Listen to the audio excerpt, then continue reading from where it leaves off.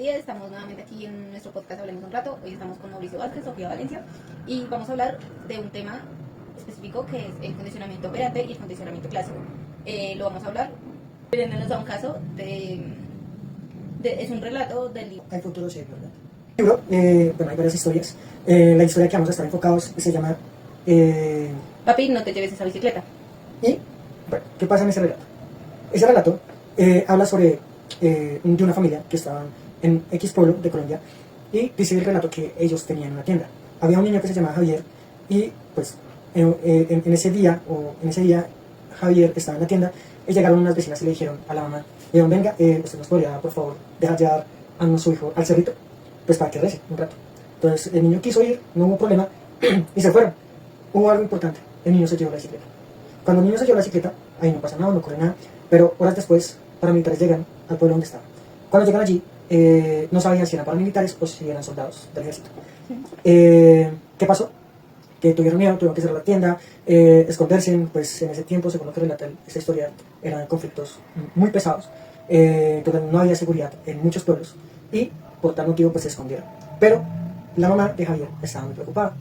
Ella decide salir de allí, de su casa, e ir a buscar a Javier. Y aquí tenemos nuestro primer problema.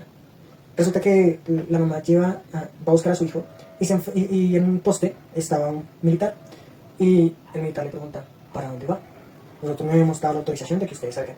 A lo que la mamá le responde, yo tengo un hijo y voy a ir a buscarlo.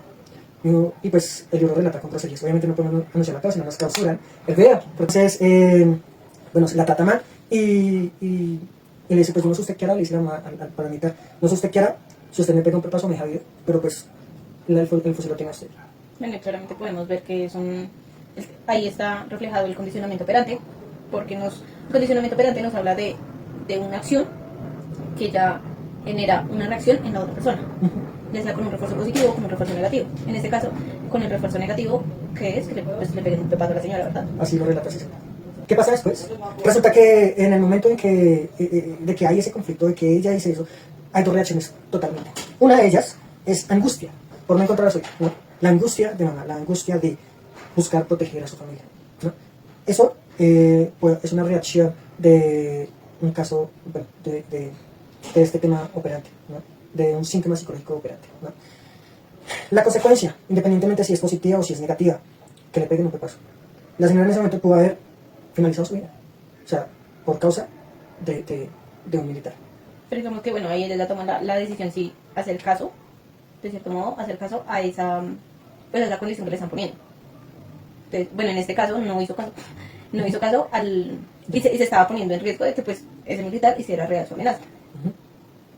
Pero cuando no nos muestra, o sea, el condicionamiento operante nos muestra que es independientemente si se activa o no la amenaza que se hace o la consecuencia que se brinda, independientemente de si eso no es, el accionar de poner como poner una condición, como poner ese, es lo que nos deja ver que en ese momento, en esa misma situación, estaba viviendo pues el tema del condicionamiento operante, solo que pues ella tomó su decisión, y pues cada parte tomó su decisión, porque es como ella tomó la decisión de decir, no, yo voy a ir a buscar a mi hijo, no me importa qué, pues el militar así mismo tomó la decisión pues de no accionar esa vara. Sin embargo, relata igual la historia de que la mamá de Javier, pues al ver que le insultaba, le dice, igual todos están en el polideportivo, ¿no? Están todos reunidos allá, y le dice, ok, ¿qué hay que llevar? Le dice la mamá, le dice, en la cédula. Entonces la mamá responde al paramilitar, le dice, voy a ir hasta la casa a sacar la cédula porque la tengo allá. Entonces la mamá llega y dice, ahí es donde se refleja mucho más el miedo, donde el miedo se empodera de la persona, porque la persona dice, al principio vemos una reacción que ella fue a buscar a su hijo, pero cuando llega a la casa, ella dice, yo ya que voy a salir, ¿no? Que ya la primera reacción fue enfrentarlo, pero cuando ya vuelve, ya el miedo ya se apodera de decir, si yo salgo ya me puede pasar algo. Así fue. Dice, sigue relatando la historia, que ella se quedó esperando a ver si desde una parte de la casa se podía ver el polideportivo, a ver si veía a Javier, a su hijo, pero no lo veía.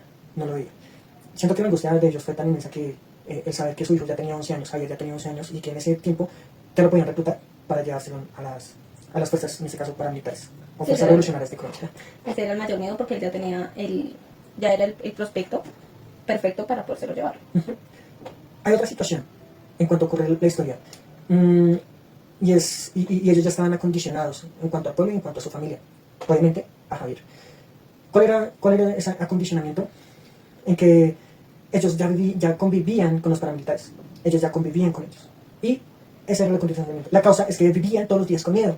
Y dice la historia que la única manera en que ellos se podían estar tranquilos era cuando escuchaban cuando los paramilitares se enfrentaban Contra el helicóptero como tal pasaba y escuchaban muchos tiros, pero no sabían de cuál bando era, simplemente ellos asumían y se sentían un poco más seguros por escuchar que alguien los estaba defendiendo, y ellos querían creer que eran pues el ejército que los estaba como enfrentando a los paramilitares. Ahí podemos ver claramente el condicionamiento clásico. Así es. Este condicionamiento clásico se refleja en dos cosas. La primera, en que hay unas emociones, ¿no?, encontradas en ese momento, porque sienten alivio en que alguien los está protegiendo. Pero les recuerda que también hay una fuerza que está ahí para proteger no solamente a ellos, sino al pueblo. Entonces, al recordar eso y al sentirse tranquilos, igual no dejan de sentir que miedo. Pero eso es lo que sucede, yo creo que diariamente en muchas zonas del país. Sí, aún vemos esas situaciones. Y lo peor es que uno sabe que es el ejército y sin que digan nada, sin que digan una sola palabra, uno ya sabe que es la autoridad y que ellos ejercen cierto poder en uno. Pero una autoridad y un poder positivo. Si uno ve un paramilitar, es la misma, porque es un poder y una autoridad, pero negativo. Ahí podemos ver el condicionamiento clásico, porque es como es algo que ya está como incrustado en el chip que a nosotros nos enseñaron como sociedad, de que unos nos protegen y otros nos atacan. Así es. Y cuando pues claramente hay esos enfrentamientos y todo, empieza todo el miedo, el temor y la angustia colectiva de todo el pueblo, o de situaciones puntuales como días de que los paramilitares lleguen a enfrentarse, o sea, que haya un enfrentamiento como tal en el pueblo. Así es. Cuando pasa la historia, y ya como para finalizar nuestro primer podcast, suceden otros dos ejemplos, y es cuando vemos dos pensamientos.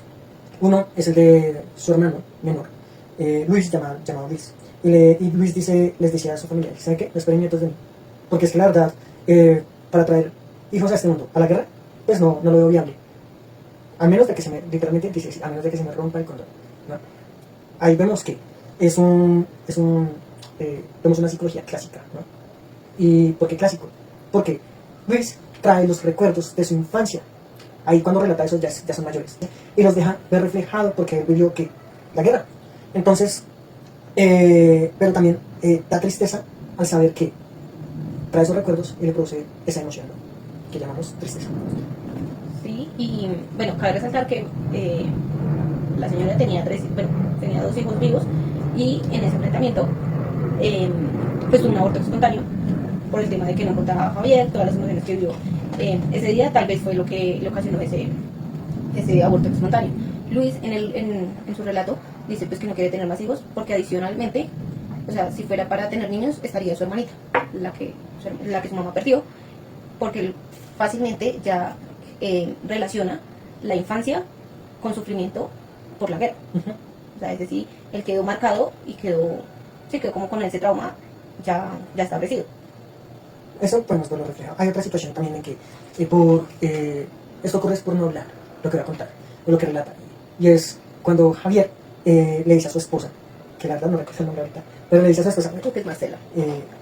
Marcela, bueno, le dice, oye, Marcela, yo aún siento remordimiento porque siento que es mi culpa al saber que mi mamá perdió su hija, pues yo no ser obediente ante ella. Porque si recordamos al principio, lo que yo estaba relatando era que Javier se había llevado una chica. La mamá le había dicho, no te lleves la chica. Pero él, si hubiese hecho caso, de pronto hasta no hubiera perdido no hubiera perdido o no hubiera abortado a su mamá, a su hermanita, en ese caso creo que se llama Mariana. Sí, Mariana. Listo, en ese orden, pues él se siente culpable por eso. Cuando en realidad lo que relata la historia es que su mamá tampoco puso un empeño por salvar a su bebé. Y dice la historia que su hijo o hija que está esperando ya estaba formada. Entonces, cuando no hay una buena comunicación, se puede generar un trastorno, ¿no?, un mal pensamiento, una tristeza por años en su corazón. Y él dice que nunca lo habló con su mamá. Pero porque a la final el trauma se genera por la visión que tú, o sea, por la perspectiva que tú le das frente a la situación. Y no todos tienen ni la misma perspectiva ni la misma visión frente a un mismo problema. Entonces, por eso, digamos que el día de hoy nosotros queremos recomendar que si se hable acerca de las emociones y cuando haya un evento traumático, que toda la familia lo haya vivido, o así sea solo un solo integrante de la familia, que se dedique el tiempo de hablar.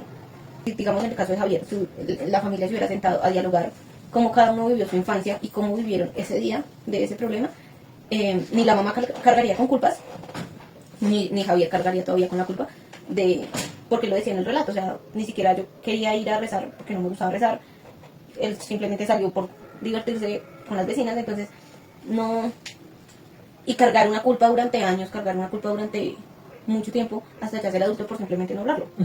Entonces, por eso se nos hace muy importante pues recomendar que se hable, hablar de las emociones y de uno cómo percibe cada situación. Sí, acá Javier, según la historia, Javier nunca supo si su mamá luchó o no por su hermano. Ninguno supo la versión del otro. Exacto. Y eso hace falta de comunicación, de hablar a veces con la verdad. Por más mínima que sea, se debe decidir o se debe proponer hablar las cosas. Hasta acá nuestro podcast. Y recuerden siempre, hablemos siempre, siempre y siempre. Por más mínima que sea la consecuencia o la culpa, hablando. Bueno, Los esperamos en otro capítulo de Hablemos un rato. Recuerden que este libro es de la Comisión de la Verdad. Allí pueden encontrar todos estos relatos. Entonces, pues nada, muchas gracias por escucharnos y estar acá. no olviden regalarnos un like. Muchas gracias.